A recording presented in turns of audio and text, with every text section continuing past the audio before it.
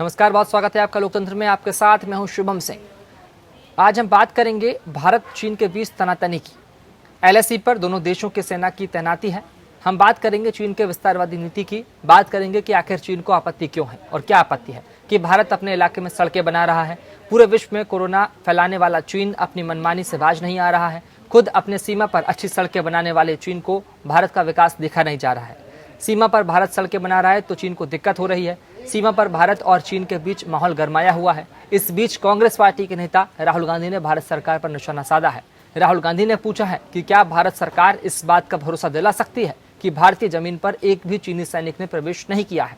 सरकार कह रही है कि हम डिप्लोमेटिक तरीके से इस समस्या को सुलझाने में लगे हुए हैं। सरकार ये भी कह रही है कि हमारे पास समस्या सुलझाने का मैकेनिज्म है। तो राहुल गांधी को इतनी जल्दबाजी नहीं होना चाहिए। भारत चीन के बीच कई बार ऐसा हुआ है और उसे सुलझाया भी गया है। अब सवाल यह है कि जब सरकार कह रही है कि सभी मुद्दे को सुलझा लेंगे तो राहुल गांधी को क्यों सरकार पर भरोसा नहीं है। राहुल को क्यों लगता है कि चीनी सैनिक भारतीय सीमा में दाखिल हुए हैं और सरकार बताना नहीं चाहती है। क्या चीन के साथ बातचीत से हल निकल पाएगा? इन तमाम सवालों के जवाब हम ढूंढेंगे, लेकिन उसके बाद देखेंगे एक रिपोर्ट। जैसे जैसे लद्दाख में भारत और चीन के बीच तनाव बढ़ रहा है, वैसे वैसे देश में भी सियासी पारा चढ़ता जा रहा है। कांग्रेस नेता राहुल गांधी ने मोदी सरकार पर निशाना साधा है। राहुल ने पूछा कि क्या केंद्र सरकार इस बात का भरोसा दिला सकती है कि भारतीय जमीन पर एक भी चीनी सैनिक ने प्रवेश नहीं किया है। इससे पहले कांग्रेस प्रवक्ता रणदीप सुरजेवाला और मनीष तिवारी भी आरोप लगा चुके हैं कि चीनी सेना के भारतीय सीमा में घुसपैठ के बाद भी मोदी सरकार मौन बैठी है। Prime Minister and the Defence Minister, they have decided that as per working mechanism initiated in 2012, officers of the rank of Lieutenant Generals will participate in consultation process with regard to the problem or the tension that is existing on the line of actual control in Indo-China border. I think this is a very good move. कई स्तर की बातचीत के बाद भी लद्दाख में स्थिति सुधरी नहीं है। इस बीच रक्षा मंत्री राजनाथ सिंह ने भी कहा है कि लद्दाख क्षेत्र में अच्छी खासी संख्या में चीनी सैनिक आ गए हैं। रक्षा मंत्री ने बताया कि दोनों देशों के बीच मामले को हल करने के लिए सभी चैनलों के माध्यम से बातचीत जारी है। माध्यम की सुरक्षा और क्षेत्रीय अखंडता से कोई समझौता स्वीकार नहीं किया जा सकता है। रक्षा मंत्री राजनाथ सिंह का यह बयान काफी महत्वपूर्ण माना जा रहा है, क्योंकि अब तक लद्दाख के सीमाई क्षेत्र में चीनी सैनिकों की घुसपैठ की खबरें तो आ रही थी, मगर अब सरकार ने भी इस बात को स्वीकार किया है कि जिस हिस्से पर चीन और भारत दोनों अपने दावे करते हैं, वहां चीन के सैनिक बड़ी संख्या में पहुंच गए हैं। इस मसले पर डिविजनल कमांडर स्तर की बातचीत हो चुकी है। इससे पहले ब्रिगेडियर और कर्नल रैंक के अधिकारियों की कई मौके पर वार्ता हुई है, लेकिन अब तक कोई हल नहीं निकल पाया है। Bureau report. तो आज हम लोकतंत्र में आज जानने की कोशिश करेंगे कि आखिर भारत और चीन के बीच में मुद्दा जो है, जो तनातनी है, आखिर क्यों है, इसके पीछे की वजह क्या है। हमारे साथ चर्चा में खास मेहमान जुड़ चुके हैं। रिटायर्ड ब्रिगेडियर विनोद दत्ता साहब जुड़े हैं। सर, बहुत स्वागत है आपका। आप डिफेंस एक्सपर्ट हैं। और इसी के साथ कंवल सिब्बल साहब भी हमारे साथ जुड़े हैं, पूर्व विदेश सचिव हैं। सर, बहुत स्वागत है आपका। और इसी के साथ अजय कौल जी जुड़े हैं हमारे साथ में, ईपिन के एडिटर हैं। आप सभी मेहमानों का बहुत स्वागत है। अजय जी, सवाल मेरा आपसे इस तरह से है कि आखिर भारत और चीन के बीच में जो मुद्दा है, इतना बड़ा इशू है, इसके पीछे क्या कुछ वजह है और आखिर क्यों इस तरह की बातें बार बार सामने आ रही भारत और चीन को लेकर? ये बार बार इसलिए आ रहा है, एक्चुअली बहुत सालों से इंडिया ने वहाँ पे जो लाइन ऑफ एक्चुअल कंट्रोल के साथ कई दशकों से आफ्टर 62 एक्चुअली उससे अपना इंफ्रास्ट्रक्चर वहाँ पे जो रोड्स बिल्डिंग वगैरह किया नहीं कुछ। लेकिन जब से इनफैक्ट 2000 के आसपास इंडिया ने अपना रणनीति चेंज करके डिसाइड किया है कि हम जो LAC के साथ लाइन ऑफ एक्चुअल कंट्रोल जो चाइना के साथ है, कि हम अपना इंफ्रास्ट्रक्चर रोड्स वगैरह नेटवर्क या एयरपोर्ट्स वगैरह एक्टिवेट किए, बहुत सारे एक्टिवेट किए हैं एयरपोर्ट्स भी, और रोड बिल्डिंग स्टार्ट कर दी। एक मेगा प्रोजेक्ट स्टार्ट किया जी, एंड एक माउंटेन डिवीजन कोर वगैरह भी क्रिएट किया। तो उससे एक्चुअली चीन का जो रणनीति में इंडिया ने चेंज किया।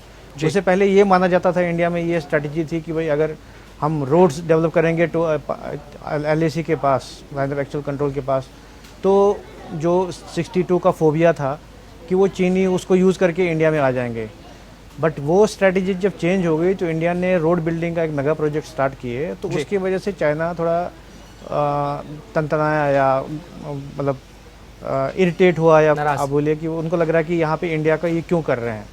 तो उसी का ये, अगर जो आज का स्टैंड ऑफ देखे, जो पिछले स्टैंड ऑफ भी इसलिए हुए कि इंडिया अपना इंफ्रास्ट्रक्चर वहाँ डेवलप कर रहा है, जो अभी भी जो आज का जो स्टैंड ऑफ है वो भी इसीलिए है कि इंडिया एक वहाँ पे रोड बिल्ड कर रहा था।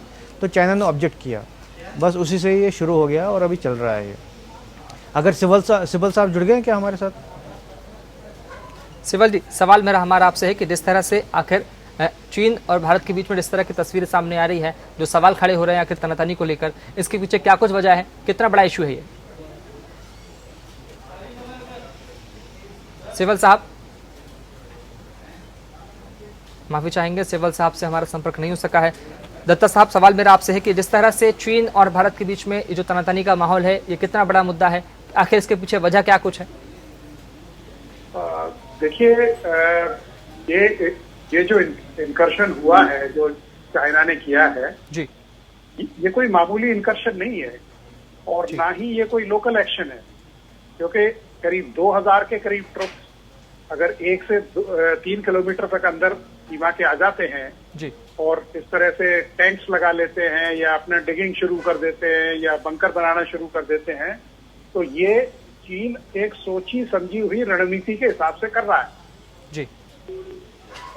दुख इस बात का होता है कि हमारे पास इतने सर्विलेंस स्पेक्ट्रम होते हुए, सारी चीजें होते हुए भी हम इस चीज को पहले हम इसका पता नहीं लगा पाते और फिर हम बजाय इसके हम एक रिएक्शन वाले मोड में चले जाते हैं जी।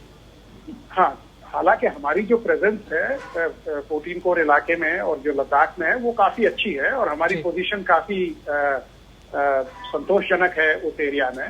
तो ऐसा कोई मिसएडवेंचर चीन न तो कर सकता है और ना ही वो ऐसी कोई हिमाकत करेगा जी, क्योंकि चीन के भी कई इंटरेस्ट हैं भारत के साथ।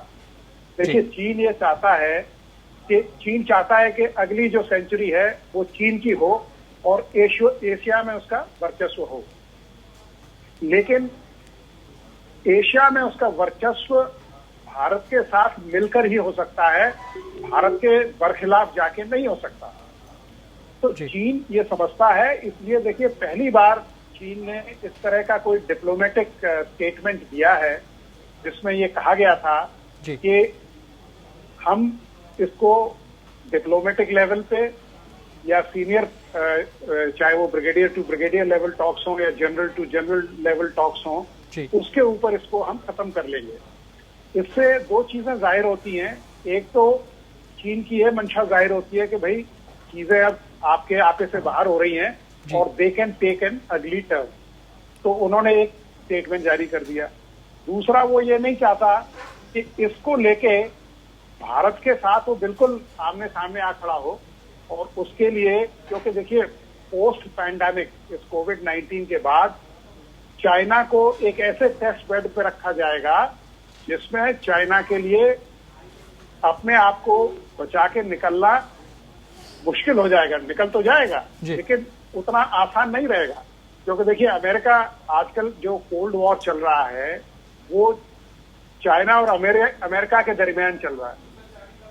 तो चाइना ये चाहता है, चाहे वो प्रेशर टैक्टिक्स हों, चाहे वो कमर्शियल कॉन्ट्रैक्ट्स हों, चाहे वो डिप्लोमेटिक डिजाइन्स हों, तो चीन ये चाहता है कि भारत एक न्यूट्रल भूमिका निभाए जिसमें न तो भारत चाइना के बरखिलाफ जाए और ना ही वो उसका जो वर्चस्व है उसको क्वेश्चन करे।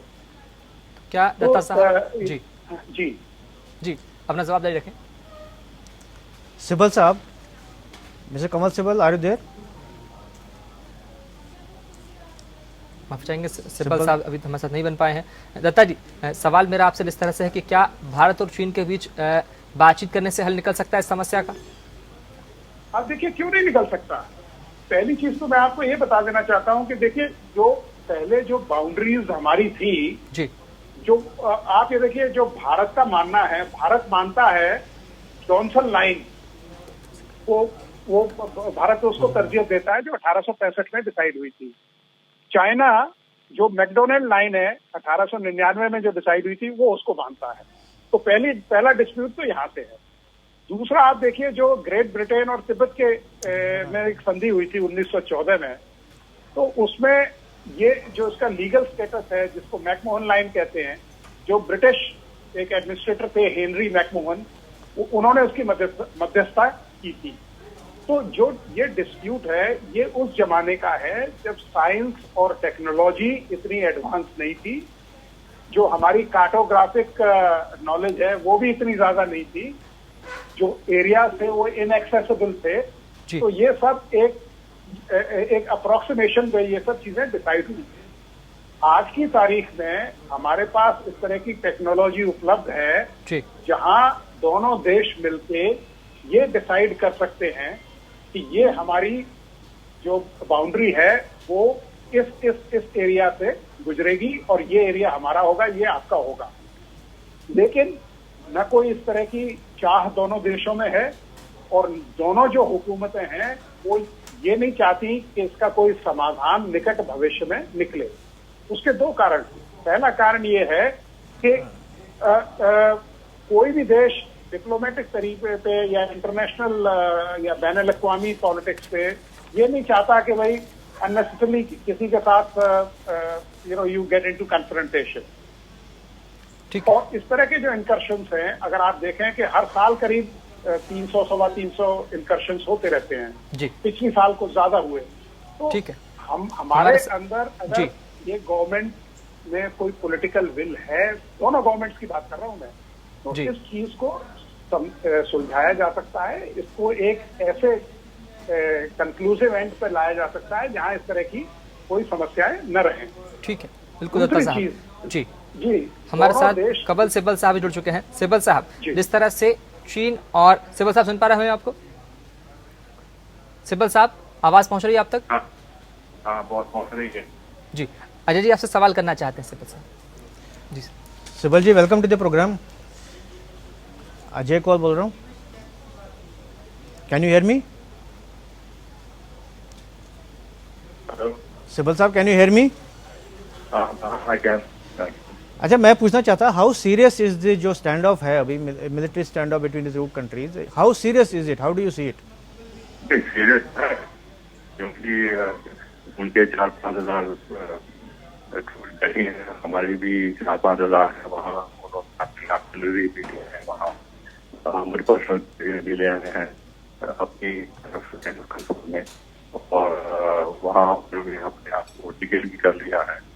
तो लेकिन उनका मकसद क्या है, क्या वो चाहते हैं, कुछ समझ नहीं आ रहा। अगर वो सोचते हैं भी करेंगे और करेंगे और चढ़ाएंगे, वो तो नहीं होगा। मैं नहीं समझता कि वो लड़ाई चाहते हैं, क्योंकि लड़ाई चाहेंगे तो फिर सारा फ्रंट खुल जाएगा और चीन को बहुत नुकसान होगा, क्योंकि वो कुछ खास एडवांटेज तो नहीं ले सकते। कुछ यहाँ 1 किलोमीटर यहाँ वहाँ ले जाएंगे, हम ले जाएंगे तो उससे क्या होगा? इब्राहिम के कर देंगे, प्रदेश का कब्जा कर देंगे और लड़ाई होगी और एयरफोर्स की बीच में यूज होगी, वे तो बहुत बड़ी लड़ाई हो जाएगी। तो ये चीन की समझता हूँ बहुत ही बड़ी बेवकूफी है। वो उसके दिमाग को खड़ा हो गए हैं। वो सोच रहे हैं कि हमने में कर लिया और अमेरिका ने कुछ नहीं किया, जापान कुछ नहीं कर पाया, फिलीपींस नहीं कर पाया। वो तो छोटे छोटे देश हैं और वहाँ से छोटी चीज आई जैसी बात है, लेकिन तो वो हमारी टेरिटोरियल की बात है। और हमारे पिछले सालों से हमने अपना इंफ्रास्ट्रक्चर बहुत इम्प्रूव कर लिया है और जहाँ ये इम्प्लीमेंटेशन हो रही है वहाँ हम इनसे ज्यादा स्ट्रॉन्ग है, क्योंकि इनकी लाइन्स ऑफ कम्युनिकेशन बहुत लंबी है और उनको यहाँ अपनी पोजीशन लाने के लिए और पीछे लॉजिस्टिक्स का इंतजाम करने के लिए बहुत कठिनाई होगी। तो इसलिए इनको यहाँ शिकस्त नहीं होगी, इनको सपोर्ट करेगा। तो इसलिए ये कुछ समझ नहीं आती कि क्यों कर रहे हैं। हमारी तरफ से तो कोई प्रोवोकेशन नहीं। देखिए WHO के इशू में, ये कोरोना वायरस के इशू में हमने अमेरिका का साथ नहीं किया, हांगकांग के इशू में हमने कुछ नहीं कहा और सिंकियांग में जो भी मुसलमानों के खिलाफ कर रहे हैं उसमें हमने कुछ नहीं कहा। तो हम तो इनको कोई प्रोवोकेशन नहीं दी। तो इस समय ये करना तो कुछ अच्छी बात है, कुछ क्यों कर रहे हैं। अगर हमने सड़क बनाई है वो तो हमारे हिस्से में है, पूरे हमारे हिस्से में है और इन्होंने इतनी सड़कें बनाई हैं, हमने तो उनका विरोध नहीं किया।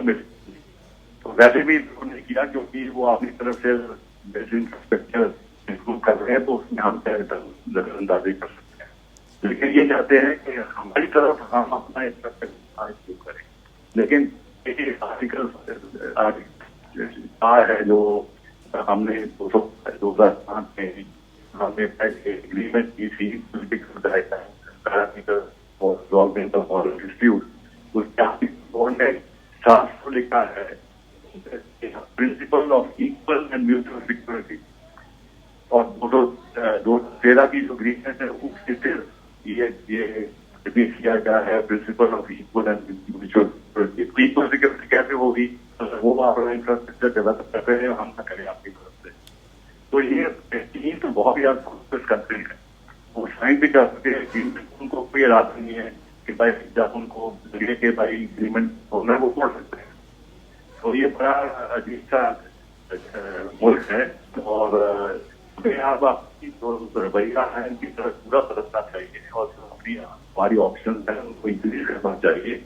और ये अगर जब तय हो जाए उसके बाद हमें बिल्कुल पॉलिसी करनी चाहिए कि चीन के साथ हम किस किस्म के देश कर सकते हैं। जैसे सिब्बल साहब आपने खुद ही बोला है कि इंडिया ने WHO में उनका अगेंस्ट बोला नहीं, शिंक्यांग पे हमने बोला नहीं, या जैसे आपने बोला कि चाइना बड़ा अजीब सा कंट्री है। तो अब इसलिए सवाल बहुत सारे लोगों में ये उठता है कि क्या जंग होगी क्या? तो आपको क्या लगता है? नहीं, जंग नहीं, जंग इसलिए नहीं होगी क्योंकि चीन को ज्यादा पड़ेगा। चीन इतना हवा उन्होंने अपना किया है, बहुत उनके पास मिलिट्री स्ट्रेंथ है, सेकंड पावर बन गई है दुनिया में, और जो प्राइड है जो सूबेस है बहुत बढ़ गया है और समझते हैं कि हम अमेरिका का हम विरोध करेंगे। तो ये तो ठीक बात है कि अगर आप पेट्रो बैटल्स देखिए वो हमारे से कर रहे हैं बात की बात है, लेकिन लोकली वो क्या पाएंगे? ये जहाँ ये गलवान वैली में जो हो रहा है तो बड़ी नैरो वैली है, कितने लोग ले आएंगे? 1-2 ब्रिगेड ले भी आएंगे तो उनसे क्या हो जाएगा? 1-2 ब्रिगेड से वो लद्दाख को नहीं कर सकते और फिर उनको पुलिस करेंगे, मारामारी होगी, उनको ज्यादा। तो इस किस्म की कॉन्सेंट्रेशन में दो कंट्री बीट होता है, उसकी जीत होती है। तो क्या आप मानते हैं कि ये जस्ट पोस्चरिंग है बाय चाइना? पोस्चरिंग तो हाँ पोस्चरिंग है, लेकिन क्या करा सकते? और इंडिया 62 में यही लड़ाई हुई थी और इंडिया को बहुत मुश्किल हुई एरिया में। वो सोचते हैं कि हम इनको डरा देंगे, लेकिन इसका कोई कारण नहीं यहाँ पे। तो जो मांग तो है हमारी टेररिस्ट की है, लेकिन मिलिटरी हमने कोई ऐसी पॉलिसी नहीं कि भाई अब तक को हम फोर्स करेंगे। तो अगर हम इंफ्रास्ट्रक्चर इंप्रूव कर रहे हैं वो डिफेंसिव ऑपरेशन है, ऑफेंसिव ऑपरेशन नहीं है। हम ये नहीं चाहते कि आगे हाथ कुछ उसको आप रोकना चाहते हैं और अपनी जो पेट्रोलिंग है उसको बढ़ाना चाहते हैं। अगर आप ये सड़क पे ना बने तो पेट्रोलिंग उसको लगाते हैं, और अगर पेट्रोलिंग हम नहीं करेंगे तो आगे बढ़ना शुरू कर देंगे। तो रोकने के लिए हमने डिफेंसिव है ऑपरेशन ये ऑफेंसिव नहीं है, लेकिन चाइना ऑपरेशन जो कर रहे हैं वो ऑफेंसिव है हमारे रोकने के लिए, हमारी पेट्रोलिंग हमारे एरिया में रोकने के लिए। वो ये पोस्टिंग पे थोड़ा सा ज्यादा है, समझते हैं हम डर जाएंगे, लेकिन मुझे समझ नहीं आता कि मुझे तो डिप्लोमेटिक किसी बात नहीं कहनी चाहिए। मैं समझता हूँ कि इन्होंने बहुत बड़ी बेवकूफी की है और अगर इनको आ जाए तो इनको विड्रॉ कर।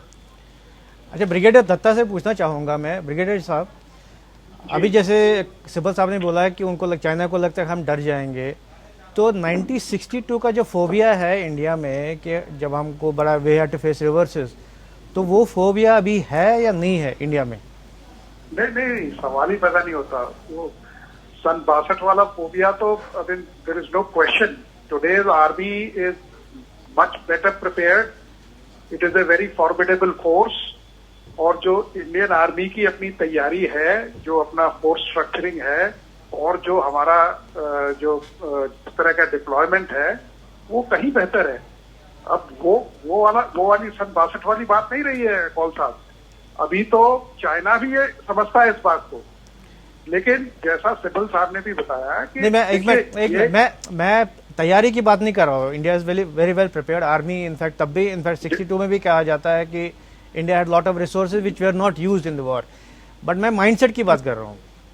नहीं, देखिए माइंडसेट ऐसा है कौल साहब, going to war is a very costly hobby.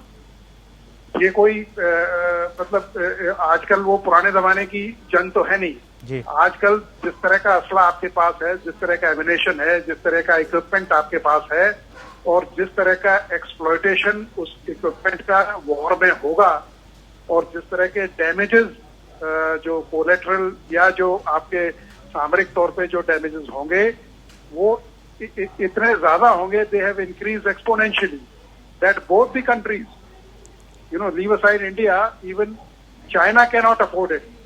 तो लड़ाई होने की तो कोई संभावना है ही नहीं।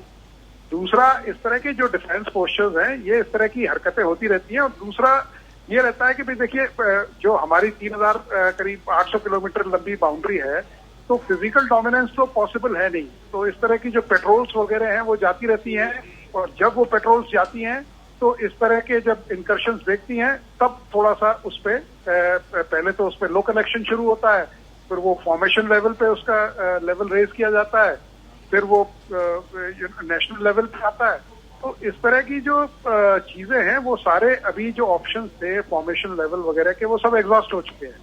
तो अब इसका एक अभी देखिए 6 तारीख को हमारी जो लेफ्टिनेंट जनरल लेवल की जो वार्ता है वो होने जा रही है। तो मुझे पूरा यकीन है कि शायद चीजें उसमें सुलझ जाएंगी, और अगर वो भी विफल होती हैं तो फिर हमारे पास डिप्लोमेटिक चैनल्स ही हैं, फ्रॉम गवर्नमेंट टू गवर्नमेंट बात होगी। और मुझे लगता है कि दोनों जो सरकारें हैं वो समझदारी का परिचय देंगी और अपनी जो फोर्सेस हैं उनको विड्रॉ करेंगी। और इंडिया ने देखिए जो डिप्लॉयमेंट है उसको रीइंफोर्स किया है, और हमारे पास काफी ट्रुप्स हैं उस एरिया में। तो अब वो सन 62 वाला सिनेरियो नहीं रहा है, और ना ही चाइना भी इस बात को बखूबी समझता है। जी सिब्बल साहब, मैं आपके पास आना चाहूँगा। जैसे ब्रिगेडियर साहब ने बोला कि 6 तारीख को मीटिंग है, या लेफ्टिनेंट जनरल लेवल टॉक्स हैं, एंड जैसे राजनाथ सिंह जी ने भी बोला कि ही हैज़ एक्सेप्टेड कि चाइना ने मोबिलाइज बहुत सारे ट्रूप्स किए हैं।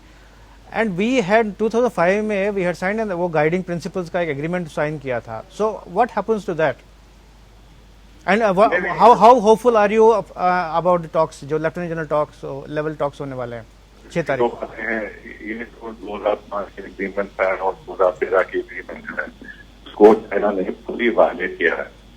तो ये बिल्कुल स्पष्ट है, तो ये साइन कर देते हैं। लेकिन जैसे मैंने कहा, लगे तो ये वायलेट करते हैं, तो समझते हैं कि हम स्ट्रांग हैं और हम दबाव इंडिया पे डाल सकते। अब ऐसा है कि जब ये लेफ्टिनेंट जनरल फॉर्म होगी, लेकिन हल क्या होगा? अगर ये हाल होगा जैसे पाकिस्तान में हुआ, क्या आप अपने जो 1-2 सेक्टर लगाए तुम हटा दीजिए, हम आप छोले मत कर दीजिए, तो वो एक बात है। अगर वो मान जाएंगे तो हमारे लिए एक धक्का होगा, क्योंकि ये एरिया सेंसिटिव है और जो हमने नई सड़क बनाई है ये वो उसी के में 10 किलोमीटर दूर इन्होंने अपने आप को पोजिशन कर लिया है।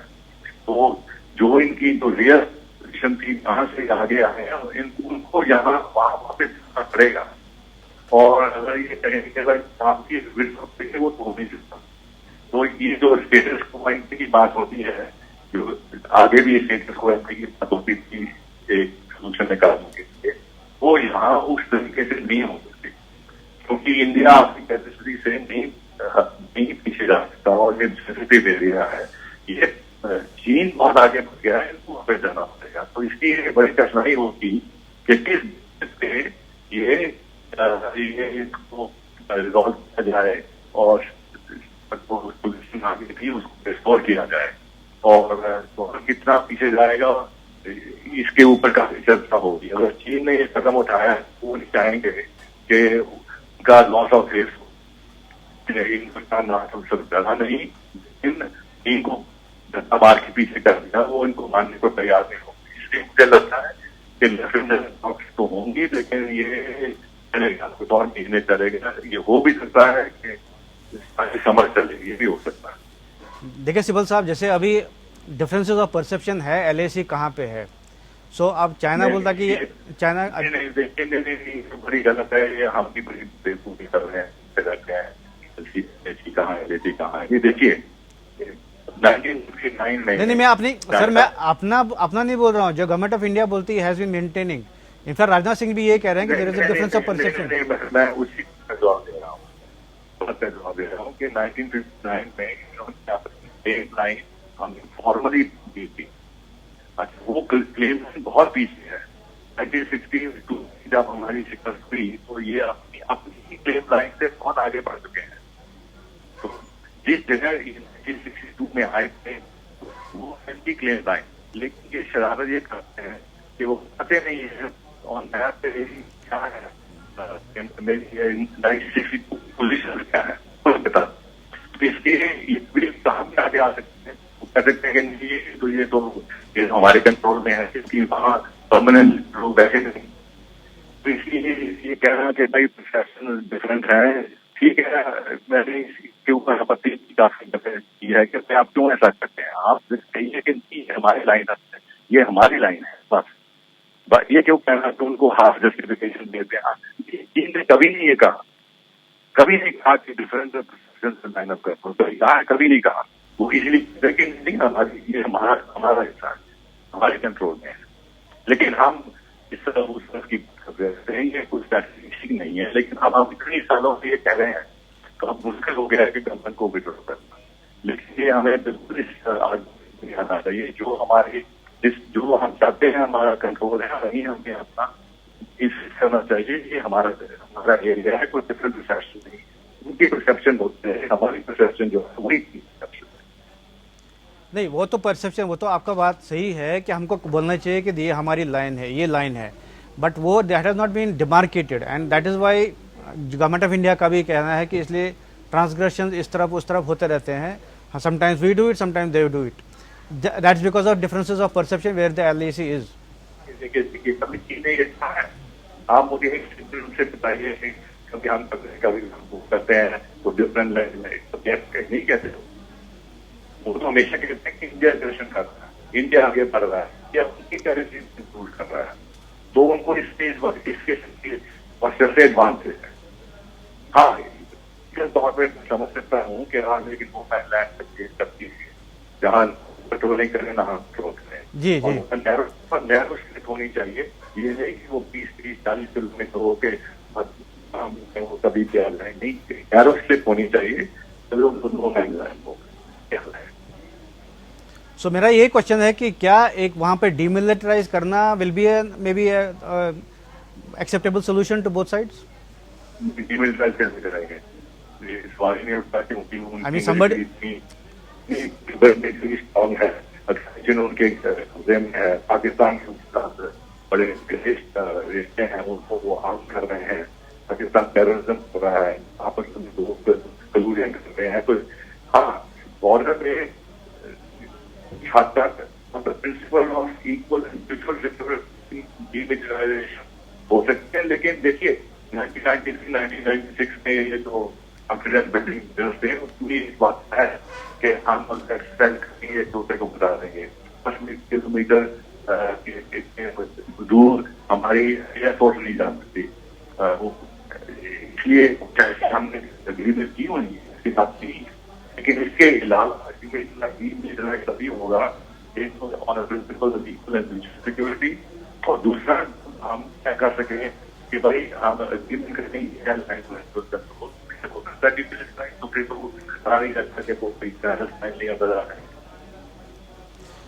अच्छा ब्रिगेडियर साहब, मैं आपसे पूछूंगा, आज तिब्बतन एक official, Tibetan government in exile की एक ऑफिशियल ने बोला है कि अगर तिब्बत का इशू रिजॉल्व हो जाता तो ये एलएसी का डिफरेंस होता ही नहीं।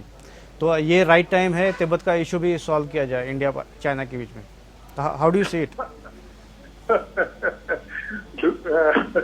देखिए, ऐसा है कि मुझे नहीं लगता चाइना कभी इस बात पे एग्री करेगा, और ना ही चाइना इस बात को मानता है कि वो तो ये कहता है कि भाई तिब्बत चाइना का एक अभिन्न अंग है। और आप ये देखिए जो 1949 के बाद जो हानाइजेशन जो उन्होंने किया तिब्बत का जी, तो अगर इस बात को लेके अगर कोई रिजॉल्व होना था या कोई इस पे कोई संधि या इस तरह का कोई रेजोल्यूशन निकलना था तो वो बहुत पहले हो चुका होता। तो मुझे नहीं लगता है इस बात पे कोई चाइना कभी एग्री करेगा और कोई डिस्कशन इस पे होगा। तो it is totally a no go situation. मैंने अभी सिब्बल साहब को भी पूछा कि वहाँ पे LAC पे there is a perception, I mean difference of perception where the LAC stands. So उसको ना चाइना सेज कि आप हमारे एरिया में है, इंडिया कहता हमने अपने एरिया में वो कंस्ट्रक्शन कर रहे हैं। So where does the I mean resolution lie? Somebody has to blink. देखिए ये तो इसका जो रेजोल्यूशन है वो म्यूचुअली हो सकता है, तो दोनों कंट्रीज मिल बैठ के ये रिजॉल्व करें। बिकॉज देखिए LAC पे कोई बाउंड्री वगैरह तो है नहीं जी, ना कोई डिमार्केशन लाइन है, कई जगह वाटरशेड्स हैं, कई जगह कुछ इस तरह की जो चीजें हैं। तो जब तक ये परसेप्शन ऑफ कन्वीनियंस रहेगा, चाहे वो हमारी तरफ से हो चाहे चाइना की तरफ से हो, तब तक ये कॉन्फ्लिक्ट रहेंगे और इस तरह के इनकर्शंस होते रहेंगे। तो इसका एक ही इलाज है कि दोनों गवर्नमेंट्स मिल बैठकर इस पे डिसाइड करें। और आज तक जैसे मैंने आपको पहले भी कहा था कि हमारे पास आजकल इस तरह की डिजिटल टेक्नोलॉजी है, इस तरह की कार्टोग्राफिक एक्सेसिबिलिटी है, जहां आपको बिल्कुल सेंटीमीटर टू सेंटीमीटर डिमार्केशन हो सकता है और इस डिस्प्यूट को बिल्कुल खत्म किया जा सकता है। क्योंकि जब ये लाइंस और ये डिमार्केशन जब डिसाइड हुए थे तब कोई 1899 में हुआ था, कोई 1898 में हुआ था, कोई 1914 में हुआ था।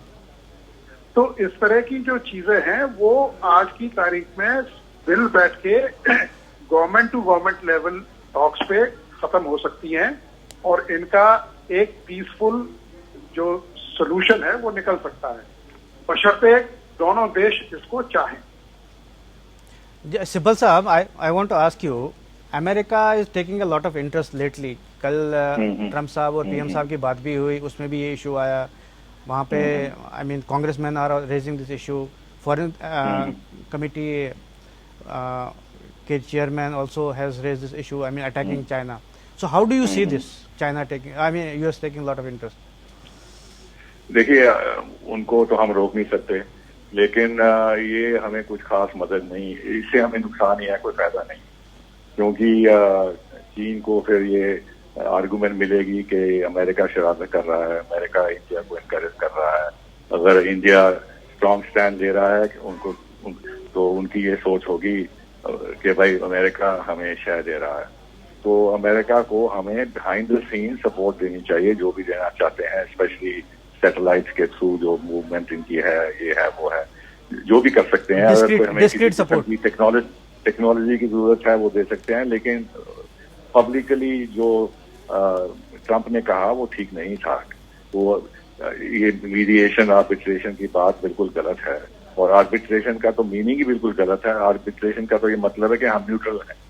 आर्बिट्रेटर हमेशा न्यूट्रल होता है, क्योंकि अगर ना हो तो वो आर्बिट्रेटर बन ही नहीं सकता। Correct. और उनके रिश्ते चीन के साथ इतने खराब हैं, चीन तो कभी उनको आर्बिट्रेशन मानने के लिए तैयार नहीं होगा। लेकिन ट्रंप बड़ा इम्पल्सिव है, वो ऐसी वैसी बातें करता है, लेकिन पब्लिकली उनको नहीं कहना चाहिए। लेकिन हम रोक नहीं सकते, अगर कहेंगे तो कहने दो, लेकिन हमें कुछ डायरेक्ट अपील USA से पब्लिकली बिल्कुल नहीं करनी चाहिए।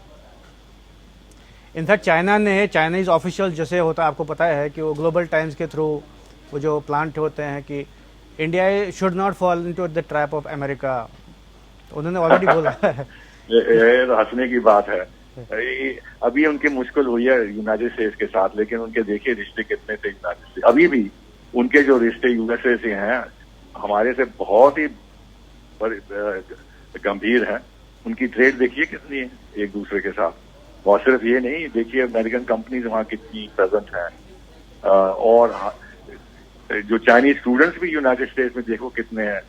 और तो इसलिए बट उनकी उनकी एडवांटेज है, दे डोंट शेयर बॉर्डर ना। नहीं, देखिए, जब उनके आपस में रिश्ते बड़े अच्छे थे तो हम कोई प्रोटेस्ट कर रहे थे कि भाई चीन आप अमेरिका के साथ ना घनिष्ठ संबंध बनाइए। तो अगर हम यूनाइटेड स्टेट्स के साथ पार्टनरशिप करना चाहते हैं वेरियस लेवल्स पे, तो चीन को क्या ये मुश्किल है? कुछ हमारी फॉरेन पॉलिसी बीजिंग में बनेगी, चीन में बनेगी। क्या आपको लगता है कि जैसे China must be agitated because America wants a balance of power, India को प्रॉप अप कर रहा है against China, so may be China agitated because of that? नहीं, बिल्कुल गलत कह रहे हैं। हाउ इज ये आप तो ये इम्प्लाई कर रहे हैं जैसे हमारी अपनी कोई सोच है नहीं, है और हमें United states No, that's what I'm saying. China sees it. हम अपना नेशनल इंटरेस्ट देख रहे हैं। No, I'm saying China sees it like that. China दिखता है sir. China can see whatever they want to see, जो हम अपना नेशनल इंटरेस्ट के बेसिस पे। अच्छा देखिए, अगर चाइना की हम बात मान भी जाएं, क्या ये तरीका है कि भाई अगर हमें वो हमारी टेरिटरी के हमें डराएं, हमारे फोर्सेस को अपने मार्च करें और कॉन्फ्लिक्ट सिचुएशन करें, तो इससे तो और भी इंडिया में पब्लिक ओपिनियन चीन के खिलाफ होगा और प्रो अमेरिकन हो जाएगा और लोग कहेंगे कि नहीं जी आप आगे बढ़िए, ताइवान पे कुछ कीजिए, हांगकांग पे कुछ कीजिए, ये इंडो पैसिफिक में कीजिए, ये क्वाड को स्ट्रेंथन कीजिए, तो इसका तो उल्टा असर होगा। तो इसलिए चाइना की मुझे तो आर्गुमेंट समझ नहीं आई। So is it Chinese way of trying to contain India? Contain तो उन्होंने कर ही लिया है through Pakistan and directly, but more through Pakistan and directly also. आप नेपाल में देखिए उन्होंने क्या किया है, श्रीलंका में मालदीव में उनको कुछ धक्का पड़ा है, बांग्लादेश में भी प्रेजेंट है, लेकिन पाकिस्तान के थ्रू तो हमें उन्होंने कंटेन कर ही लिया है स्ट्रेटेजिकली, उनको न्यूक्लियर वेपनरी देकर, मिसाइल टेक्नोलॉजी देकर, और अब CPEC बना रहे हैं। देखिए, एक जो बैंकरप्ट कंट्री है उसमें $60 बिलियन इन्वेस्ट कर रहे हैं जी। और कभी ये सुना आपने कि कोई भी देश किसी कंट्री में जो बैंकरप्ट है उसमें इतनी इन्वेस्टमेंट करो, तो इन्वेस्टमेंट की रिटर्न तो होगी नहीं। तो वो क्या चाहते हैं? वो तो यही चाहते हैं कि स्ट्रेटेजिकली पाकिस्तान का के ऊपर इतना कब्जा हो जाए, गुलाम बना दे, ग्वादर डेवलप कर दें, वो शिवानी बेस है उसमें नेवल बेस बना दें, तो फिर हमारी प्रेजेंस इंडियन ओशन में, हमारी मैरीटाइम प्रेजेंस भी कुछ दृढ़ हो जाएगी। पाकिस्तान को फाइनेंशियल गुलाम बना ले। क्या बना लें? फाइनेंशियल गुलाम, फाइनेंशियल स्लेव। वो तो वैसे ही वो पॉलिटिकल स्लेव भी था, फाइनेंशियल स्लेव भी है, आगे भी था सब देशों का। सऊदी अरेबिया का फाइनेंशियल स्लेव था नहीं, अब चीन का बन गया है।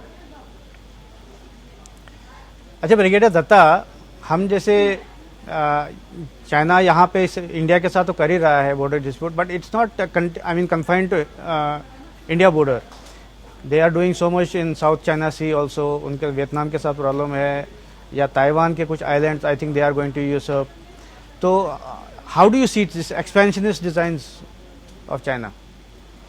देखिए, जो चाइना की इंपीरियल डिजाइन्स है, चाइना फॉलो करता है इंस्ट्रूमेंटालिटी ऑफ फोर्स।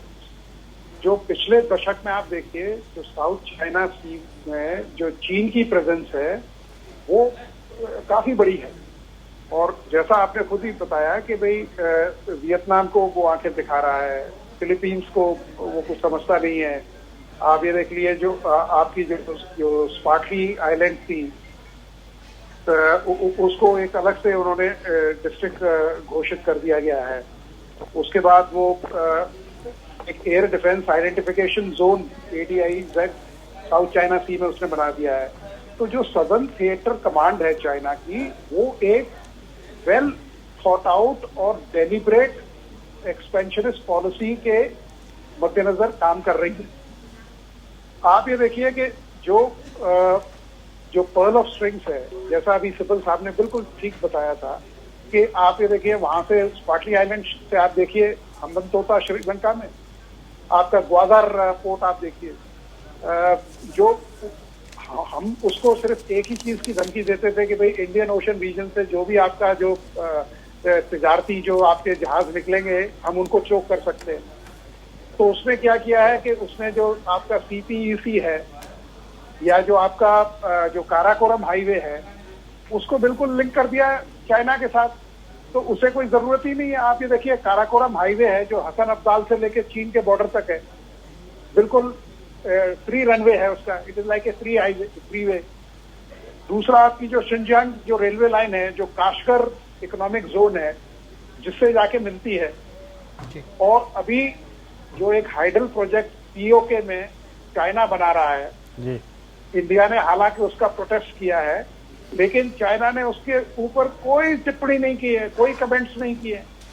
तो उसमें जो पॉलिटिकल सब्जुगेशन तो पहले ही था, अब तो इकोनॉमिक सब्जुगेशन भी हो गया है। और भाषा डैम साहब ने बिल्कुल ठीक कहा था कि एक बैंकरप्ट कंट्री में एक कंट्री क्यों इन्वेस्टमेंट करेगा। उसे मालूम है कि भाई एक तरह से वो उसकी एक कॉलोनी बन जाएगी और वहाँ अपने जितने भी उसके मिलिट्री या पॉलिटिकल डिजाइन्स हैं वो पाकिस्तान के थ्रू उनको अमली जामा पहना देगा। तो इस तरह का जो उसकी जो रणनीति है या जो उसकी जो पॉलिसी है वो बिल्कुल वेल प्लान्ड है, वेल क्राफ्टेड है, and it is well fitting into his design. जो अभी एक व्हाइट पेपर चाइना में जारी किया गया है उसमें बिल्कुल ये सब चीजें पूरी बताई गई हैं। उसमें जो चाइनीज डिफेंस व्हाइट पेपर 2019 में निकला है जी कि चाइनीज जो मिलिट्री असर्टिवनेस है वो चारों तरफ देखी जा रही है। तो अभी जो कोल्ड वॉर है बिटवीन चाइना एंड अमेरिका, अब it is very evident and clear. जी सिब्बल साहब, I want to ask you, ये मिलिट्री लेवल पे तो टॉक्स हो रही है, आई गेस डिप्लोमेटिक लेवल पे भी टॉक्स हो रही होंगी बिहाइंड द सीन, जो पता नहीं है, बट हो रही हैं। डू यू थिंक कि पॉलिटिकल लेवल पे भी may be foreign minister of India should have called up foreign minister of China? और नो, आप डिप्लोमेटिक लेवल पे हो रहा है, और अगर हम इनिशिएट करेंगे पॉलिटिकल लेवल तो हम सिग्नल ये देंगे कि हम कंसेशन देने को तैयार हैं। तो इसलिए अगर पॉलिटिकल लेवल टॉप हो तो सिग्नल उनकी तरफ से आना चाहिए कि भाई, क्योंकि जो भी इसमें पहलू करेगा वो सिग्नल ये दे रहा है कि भाई देखिए इस बात को हम संभालना चाहते हैं जी। तो अगर हम करेंगे तो हम कमजोरी दिखाएंगे, तो हमें ये बिल्कुल नहीं करना चाहिए। हमें डिप्लोमेटिक चैनल हो रही हैं, अगर नहीं होता तो ठीक है आराम से बैठ जाना चाहिए, उनको पहलू करने दीजिए। So let this stand of continue, let this stand of continue. तो उसमें नुकसान किसका है? उन्हीं का ज्यादा है, क्योंकि सारी दुनिया देख लेगी कि भाई ये इंडिया को नहीं डरा पाए और स्टेलमेट हो गया। इतने आपने अपनी छाती फुलाते हैं कि हम ये हैं, हम ये वो हैं, लेकिन इंडिया को नहीं बुली कर सके, जैसे ये वियतनाम को किया, फिलीपींस को किया, मलेशिया को किया, इंडोनेशिया को किया, और अमेरिका ने भी कुछ इनको कन्फ्रंट नहीं किया था चाइना में सी में, लेकिन हमने इनको डोकलाम में कन्फ्रंट किया, अब यहाँ इनको कन्फ्रंट करेंगे। लेकिन ये नहीं मैं कहना चाहता कि अगर कोई रास्ता निकले हम उस रास्ते को ना पकड़ें। तो मैं ये कह रहा हूँ कि जो रास्ता जो पकड़ना है उसके जो पहला सिग्नल इनकी तरफ से आना चाहिए पॉलिटिकल लेवल पे। So it is time for India to show its muscle. नहीं मसल नहीं, आप बैठिए। नहीं भाई, not muscle, it is time for India to show its determination. That's very different from muscle. तो हम ऑफेंसिव में तो है नहीं है, हम तो ये कह रहे हैं हम अपने आप को डिफेंड करेंगे।